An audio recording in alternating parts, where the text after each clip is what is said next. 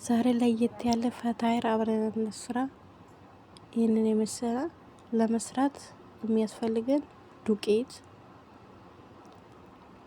ስኳር፣ ትንሽ እርሾ እና ወተት፣ ዱቄት ወተት ማለት ነው።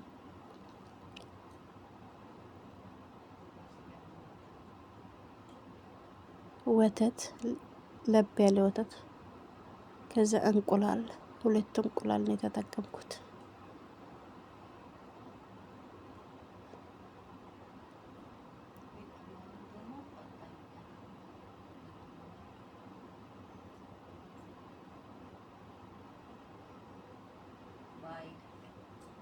ከዛ ቤኪንግ ሶዳ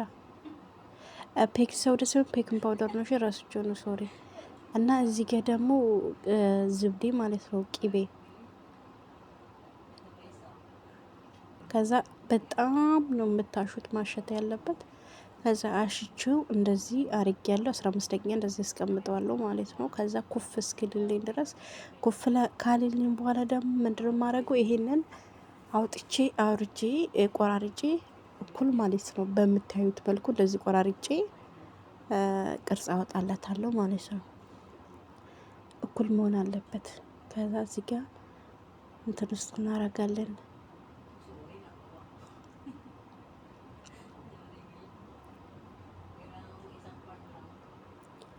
ከዛ እንደዚህ ሸፍኜ 5 ደቂቃ አስቀምጠዋለሁ። ከዛ እዚህ ጋር ደግሞ እዛ ጋር ለምንሰራው አሸዋ እናዘጋጃለን። ዘይት፣ ሽንኩርት፣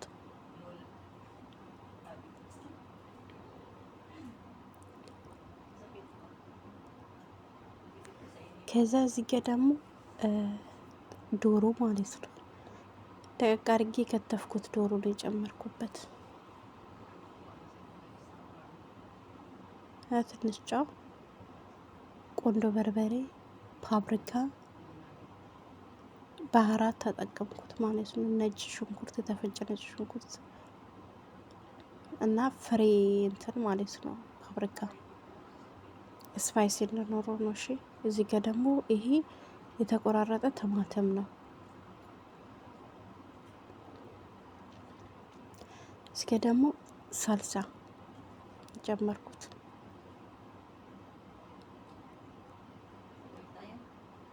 ከዛ እዚህ ጋር ደግሞ ፍልፍል ባረድ እንጨምርበታለን፣ ቃሪያ ማለት ነው። ከዛ ይሄው ይሄ በምታዩት መልኩ አሸዋ እንትናችን አዘጋጅተናል ማለት ነው። ይሄንን ይመስላል። ከዛ ይሄው እንደዚህ በምታዩት መልኩ እንዴት ኩፍ እንዳለልኝ፣ ዋው እንዴት ደስ ይላል። ከዛ ፎሮን እናረጋለን። ከዛ ይሄንን ይመስላል። ትንሽ ይቀዝቅዝ፣ ፎጣ ሸፍኝበት አስቀምጣለሁ። ከዛ ከቀዘቀዘልኝ በኋላ አውጣዋለሁ። ከዚህ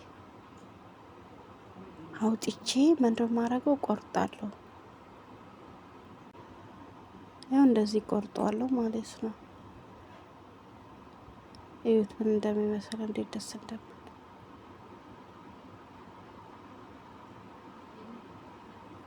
ይኸው በትልቅዬ ብላ እንዳይበላሽባችሁ ስትቆርጡት መልሰን ስለምናረግ ማለት ነው።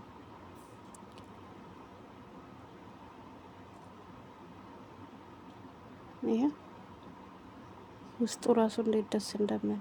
ከዛ እዚህ ጋር ደግሞ ከቻፕና ማይኖስ ነው እሺ የጨመርኩት።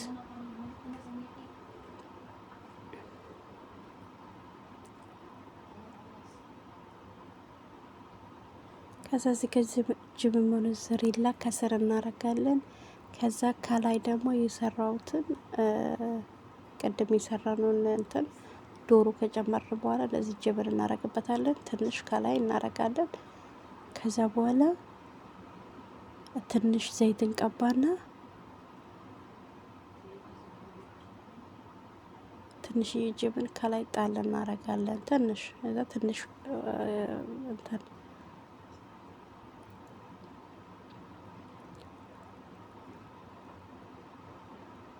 ይኸው ኦቨን አርጌው ነው። እሺ ትንሽ ኦቨን አርጌ ነው ያወጣሁት። ይኸው ይሄንን ይመስላል። በጣም ነው የሚጣፍጠው። ሞክሩት።